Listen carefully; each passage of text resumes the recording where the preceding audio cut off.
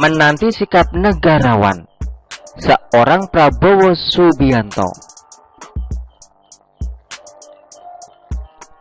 Muncul wacana Prabowo Subianto dengan Ganjar Pranowo berduet sebagai calon presiden atau capres dan calon wakil presiden atau cawapres. Penyebabnya tentu saja keakraban mereka berdua bersama Presiden Jokowi saat panen raya di Kebumen. Kalau Prabowo dengan Ganjar benar berduet, maka akan tercipta pasangan yang kuat. Keduanya selalu masuk dalam bursa capres-cawapres dalam berbagai survei. Hanya saja, langkah penyatuan mereka berdua pasti tidak mudah. PDI Perjuangan dan Gerindra, khususnya Prabowo, harus mau berkorban demi terwujudnya duet tersebut. Gerindra bersuara terlebih dahulu dengan menyatakan bahwa Prabowo harus menjadi capres jika dipasangkan dengan Ganjar. Tuntutan ini wajar saja, karena capres dari Gerindra adalah Prabowo. Setiap partai yang ingin berkoalisi tentunya harus mendukung Prabowo sebagai capres. Hal ini tentu saja membuat PDI Perjuangan akan berpikir ulang. Sebagai partai pemenang pemilu, PDI Perjuangan tentu ingin mendapatkan posisi yang lebih tinggi, yaitu capres. Jika Prabowo capres menjadi harga mati bagi Gerindra, maka bisa dipastikan duet Prabowo dengan kader PDI Perjuangan tidak akan terjadi, kecuali PDI Perjuangan mau mengalah. Ada satu kemungkinan yang bisa diambil untuk mewujudkan duet PDI Perjuangan dan Gerindra.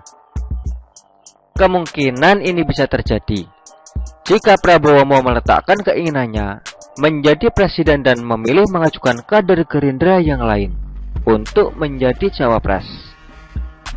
Pilihan ini bisa saja terjadi karena Prabowo beberapa kali mengatakan bahwa dia hanya ingin mengabdi kepada negara. Saat bersedia menjadi menteri di pemerintahan Pak Jokowi pun, Prabowo selalu menekankan bahwa mengabdi negara bisa dilakukan dengan berbagai cara.